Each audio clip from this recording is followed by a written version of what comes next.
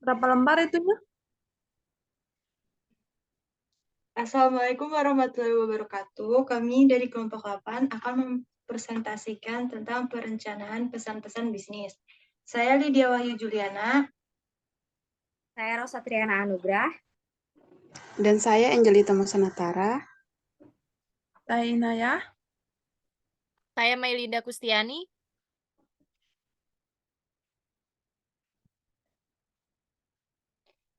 Pesan bisnis. Dunia bisnis adalah dunia yang penuh dengan komparatif. Bagaimana tidak, minat untuk menjalankan bisnis sangat besar, bahkan sangat banyak yang menjalankan bisnis di bidang yang sama. Salah satu hal yang harus diperhatikan pelaku bisnis untuk dapat menciptakan nilai tambah perusahaan melalui kehandalan dalam menyusun atau menulis pesan bisnis. Pesan bisnis merupakan hal penting bagi suatu pelaku bisnis lain dalam upaya penyelenggaraan bisnis dengan tujuan tertentu. Dalam suatu organisasi, pesan yang tidak tersampaikan dengan baik akan mengakibatkan pesan tidak mengenai sasaran atau tidak sesuai dengan harapan. Hal tersebut juga berlaku dalam dunia bisnis. Pengirim yang berlaku seperti atasan perlu melakukan persiapan seperti perencanaan pesan bisnis yang ingin disampaikan dengan sebaiknya, supaya pesan tersampaikan pada pihak lain dan diterima serta dipahami sesuai harapan pengirim. Definisi pesan bisnis. Penyampaian secara langsung merupakan tipe pesan bisnis yang paling sering digunakan pelaku bisnis. Namun, pesan bisnis juga bisa disampaikan melalui memo surat, merevisi draft, mengetik email, dan lain sebagainya. Dalam pembuatan pesan-pesan bisnis tertulis, Anda perlu memperhatikan hal apa saja yang disampaikan kepada pihak lain. Hal tersebut merupakan langkah strategis bagi pencapaian tujuan serta salah satu faktor yang menentukan keberhasilan dalam penyampaian pesan-pesan bisnis. Ono Effendi menyatakan bahwa pesan adalah suatu komponen dalam proses komunikasi berupa panduan dari pikiran dan perasaan seseorang dengan menggunakan lambang, bahasa, atau lambang-lambang lainnya disampaikan kepada orang lain.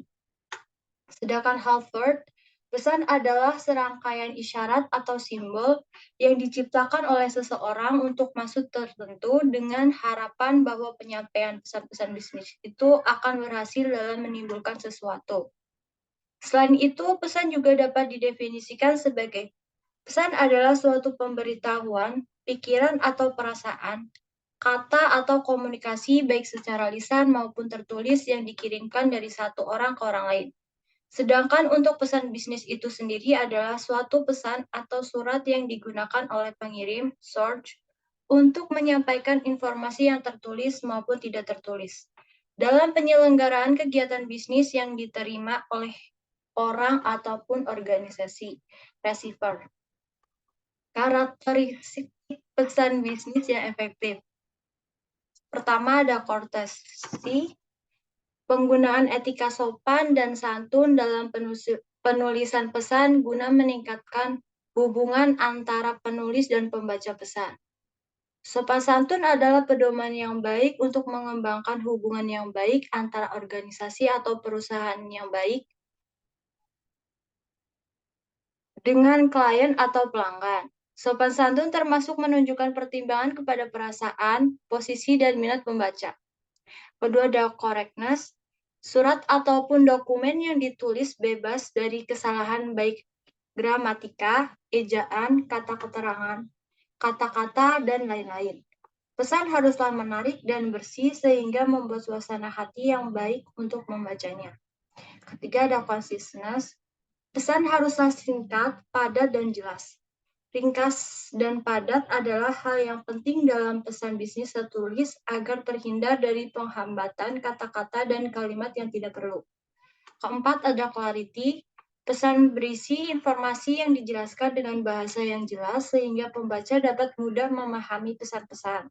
Jika pesan kurang jelas akan membuat frustasi dan membingungkan.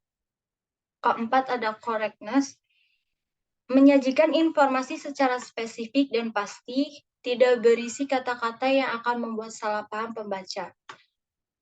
Keenam ada completeness, Setiap pertanyaan atau keingintahuan pembaca harus dijawab dalam pesan-pesan secara lengkap.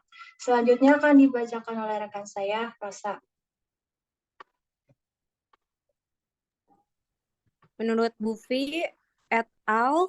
Tahun 2003, pesan bisnis dikatakan efektif, maka harus memiliki karakteristik. Yang pertama, purposeful, yaitu setiap pesan haruslah memiliki maksud atau tujuan yang spesifik. Apakah hanya untuk memberi informasi, memecahkan masalah, atau permintaan untuk melakukan sesuatu dalam rangka mencapai tujuan. Yang kedua, audience center. Pesan-pesan bisnis haruslah membantu audiens dalam memahami tujuan pesan. Oleh karena itu, pesan haruslah berorientasi kepada audiens, memahami kebutuhannya, pandangannya, dan latar belakangnya. Yang ketiga, konvers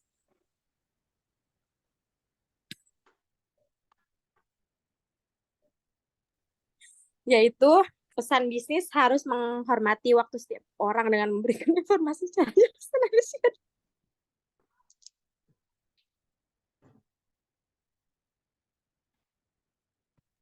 Selanjutnya adalah tahapan penyusunan pesan bisnis. Yang pertama adalah perencanaan, yaitu proses perencanaan meliputi 3 tahapan, yaitu tujuan, menganalisis audiens, dan memiliki saluran dan media komunikasi yang digunakan. Yang kedua adalah pengorganisasian atau penulisan, yaitu setelah merencanakan pesan Anda, maka langkah berikutnya adalah mengorganisasikan ide-ide Anda, maka mulailah membuat draft penulisan atau kata-kata yang akan dituangkan, kalimat dan paragraf, dan memilih ilustrasi dan detail untuk mendukung ide utama. Yang selanjutnya adalah revisi atau penyelesaian. Setelah menyelesaikan draft, perlu dilakukan review terhadap keseluruhan isi pesan, termasuk revisi terhadap organisasi pesan, gaya, dan struktur. Yang pertama, perbaiki dan tulis ulang sampai pesan terlihat jelas dan efektif. Yang kedua, edit pesan terhadap tata bahasa, punctuation atau tanda baca, dan format. Yang ketiga, cetak dalam format yang dikehendaki. Yang keempat, membaca ulang untuk memastikan tidak ada kesalahan setelah dicetak, baik huruf, tanda baca, dan masalah mekanis lainnya.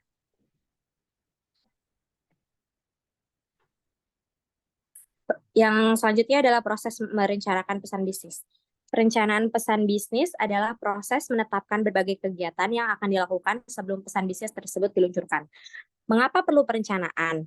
Pesan bisnis perlu perencanaan agar dapat mencapai tujuan komunikasi dengan efektif.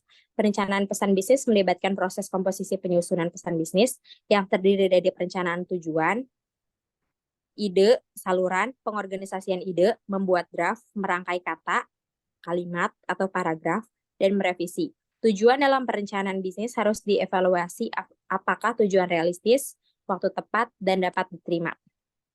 Proses perencanaan meliputi kegiatan menurut Purwanto tahun 2017.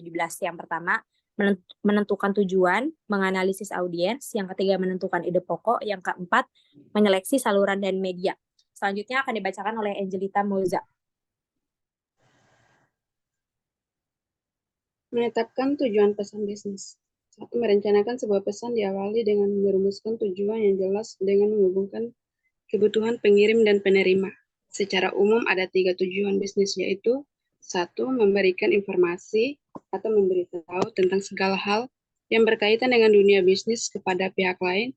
Yang kedua, melakukan persuasi atau membujuk kepada pihak lain agar apa yang disampaikan dapat dipahami dan direspon sebagaimana dikehendaki. Yang ketiga, melakukan kolaborasi atau bekerja sama bisnis antara seseorang dengan pihak lain.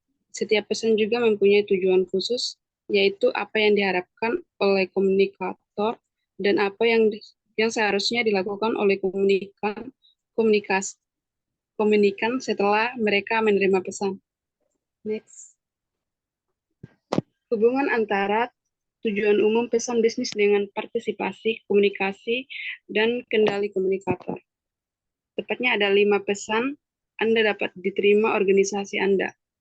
Yang pertama, apakah segala sesuatu akan berubah sebagai akibat dari pesan yang akan dikirimkan? Yang kedua, apakah tujuan pesan tersebut realistik? Yang ketiga, apakah waktunya tepat? Yang keempat, apakah pesan yang disampaikan oleh orang yang maka ditunda atau dibatalkan untuk mengirimkannya. Next. Analisis audiens. Analisis audiens merupakan proses pemeriksaan seluruh faktor objektif atau empiris yang berkaitan dengan komunikan, audiens bisa individu atau organisasi. Tujuan untuk mengidentifikasi kebutuhan audiens dan memprediksi reaksinya terhadap pesan. Kegiatan dalam analisis audiens meliputi: 1. Mengembangkan profil audiens. Yang kedua, memenuhi kebutuhan informasi audiens. Yang ketiga, memuaskan kebutuhan motivasional audiens. Next, metode yang dapat digunakan untuk analisis audiens adalah pengamatan atau observasi, wawancara, dan survei. Mengembangkan profil audiens, menentukan ukuran dan komposisi audiens, besar kecilnya dan homogen tidaknya audiens akan menentukan bentuk dan format penulisan pesan. Mengenali audiens utama, kenali dan pastikan orang yang paling berpengaruh atau bertindak sebagai pengambil keputusan, menentukan tingkat pemahaman audiens, memeriksa kemampuan serap audiens, memperkirakan reaksi audiens. Untuk menghindari kritik dan perdebatan pesan bisnis, perlu dilengkapi argumentasi yang didukung bukti yang memadai dan diakhiri kesimpulan dan rekomendasi. Next akan dibacakan oleh teman saya, Melinda.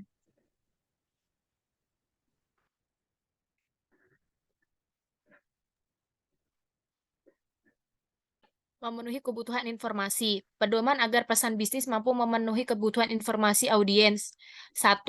Temukan apa yang diinginkan oleh audiens dan segera dipenuhi. 2. Antisipasi pertanyaan yang tidak diungkapkan dan informasi tambahan yang relevan perlu diberikan. 3. Berikan semua informasi yang diperlukan. 4. Pastikan bahwa informasi akurat dan dapat dipertanggungjawabkan kebenarannya. 5. Tentukan ide-ide yang paling menarik bagi audiens dan berikan perhatian khusus. Next. Contoh kasus. Yang terhormat Bapak Susanto, saya baru saja kembali dari liburan yang menyenangkan di Bandung. Akan tetapi siang ini saya menyadari bahwa tas kulit warna hitam kesayangan saya hilang. Karena saya membawa tas tersebut di Bandung, saya kira saya meninggalkan sepatu saya di Hotel Sabuga. Tolong periksa apakah sepatu saya ada di kantor tempat barang-barang hilang. Dan tolong beritahu saya apabila Anda telah menemukan sepatu saya yang hilang tersebut. Apakah yang hilang? Siapa yang kehilangan? Kapan tinggal di Hotel Pandanaran, di mana, kamar nomor berapa, bagaimana cara memberitahu. Next. Memenuhi kebutuhan motivasional audiens. Agar kebutuhan motivasional terpenuhi, maka cara yang dapat dilakukan: 1. Memberikan argumentasi yang rasional yang dapat diterima oleh audiens. 2. Menggunakan pendekatan emosional audiens. Pemilihan saluran dan media. 1. Ide-ide dapat disampaikan lewat 2 saluran, yaitu saluran lisan dan tertulis. 2. Saluran mana yang digunakan tergantung pada tujuan pesan, waktu, formalitas, dan harapan audiensnya. 3. Masing-masing saluran memiliki beberapa jenis media yang dapat dipilih seperti surat, surat elektronik, telepon, faksimil, buletin. Menentukan ide pokok. Ide pokok merupakan pernyataan tentang suatu topik yang menjelaskan isi dan tujuan topik tersebut sehingga dapat diterima oleh audiens. Syarat ide pokok yang dibuat untuk perencanaan komunikasi harus ringkas, langsung pada pokok persoalan, dan memperlihatkan hasil yang akan diperoleh bila kegiatan dilakukan. Penentuan ide pokok dapat dilakukan melalui: 1. Menggali ilham brainstorming. 2. Petunjuk atasan. 3. Kebiasaan ini terutama untuk peristiwa yang terjadi berulang-ulang. Selanjutnya akan dibacakan oleh teman saya, Inayah. Saluran komunikasi lisan. Komunikasi lisan dapat digunakan apabila: 1. Perlukan umpan balik secara langsung dari penerima. 2. Pesan relatif, sederhana, dan mudah dimengerti. 3. Membutuhkan catatan permanen. 4. Penerimaan dapat dikumpulkan dengan mudah dan ekonomis. 5. Ingin mendorong interaksi untuk pemecahan masalah dan pengambilan keputusan. Kelebihan: 1. Menyediakan umpan balik dengan segera. 2. Memungkinkan terjadinya kenyamanan berinteraksi. 3. Meliputi berbagai isyarat non-verbal. 4. Memungkinkan mengekspresikan emosi di balik pesan. Kelemahan: 1. Tidak menyediakan rekaman komunikasi yang dapat dibuktikan tanpa alat perekam. 2. Mengurangi kendali komunikator pada pesan. 3. Seringkali mengabaikan kemungkinan memperbaiki atau mengedit pesan. Next. Saluran komunikasi tertulis. Komunikasi tertulis dapat digunakan apabila 1. Tidak diperlukan umpan balik secara langsung. 2. Pesan terperinci dan kompleks. 3. Memerlukan perencanaan yang sesama. 4. Memerlukan catatan yang permanen. 5. Penerima dalam jumlah yang banyak. 6. Penerima sulit dijangkau karena tersebar secara geografis. 7. Ingin meminimalkan distorsi. Kelebihan memungkinkan membuat rencana dan mengendalikan pesan. 2. Meningkatkan bukti yang dapat diverifikasi. 3. Meminimalkan distorsi pesan. 4. Dapat menjangkau penerima yang secara geografis jauh. Kelemahan membutuhkan waktu untuk umpan balik, kekurangan isyarat non verbal, membutuhkan keterampilan khusus dalam menyiapkan dan memproduksinya, membutuhkan banyak sumber daya untuk membuat dan mendistribusikannya. Next. Jenis-jenis media dan saluran pesan. Saluran lisan, percakapan tatap muka, pidato atau rapat dan lain-lain, telepon, audio, TV, komputer, telekonferensi, video conference, saluran tertulis, surat, memo, laporan selebaran, proposal, email, telepon atau SMS, komputer, fax, telegram, pos biasa dan khusus. Pertimbangan dalam pemilihan media, kekayaan sebuah media yaitu kemampuan media untuk menyampaikan pesan, memfasilitasi umpan balik, formalitas sebuah pesan, keterbatasan media, tujuan pengiriman, urgensi dan biaya preferensi atau harapan penerima. Mungkin hanya itu yang bisa kami sampaikan, kurang lebihnya kami mohon maaf. Wassalamualaikum warahmatullahi wabarakatuh.